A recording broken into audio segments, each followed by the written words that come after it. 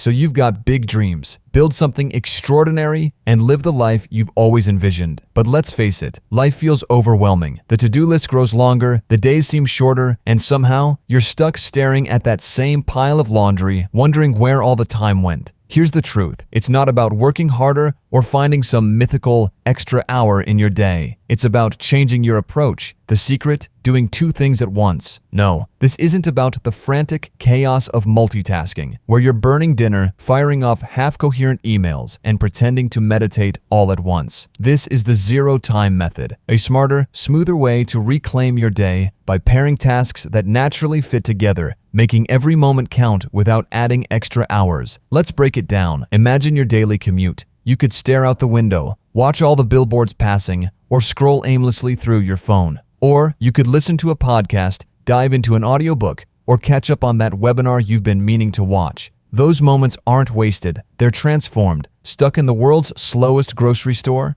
Open a language learning app, mentally map out your goals for the week, or even catch up on a saved article or two. Suddenly, what used to feel like dead time becomes time well spent.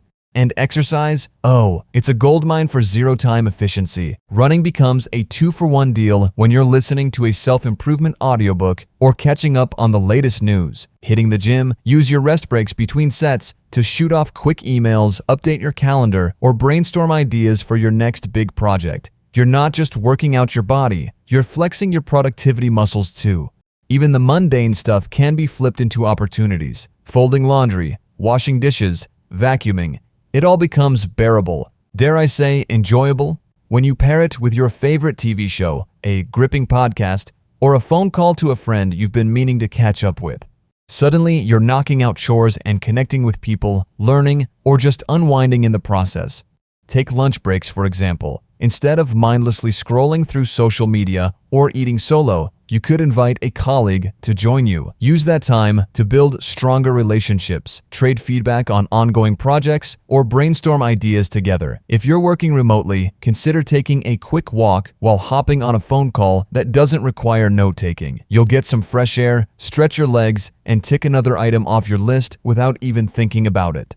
Think of your day like a suitcase. If you just toss tasks in randomly, you'll barely have room for the essentials. But if you roll your clothes, tuck smaller items into gaps, and pack strategically, you'll be amazed at how much you can fit. The zero-time method works the same way. It's about integrating self-improvement, learning, and connection into the spaces you already have, so you're not trying to carve out extra hours in a day that feels packed to the brim. But here's the thing, not all tasks are meant to be paired. Some demand your full attention, and trying to combine them will only lead to frustration. Writing emails while listening to a podcast? Recipe for disaster. The key is pairing activities that don't compete for focus, ones that naturally complement each other. And this isn't about being on all the time either. Sometimes it's okay to let your mind wander, enjoy a quiet commute, or savor your meal without distractions. Those moments of pause are just as valuable as the moments of action. The beauty of the zero-time method is that it helps you reclaim your day without feeling like you're squeezing productivity out of every last drop. By using the time you already have more effectively, you're not just freeing up your schedule, you're freeing up mental space. And that extra room can be spent on things that truly matter: resting, creating, and doing the things that bring you joy. That's all for today's video. Give it a like, and good night.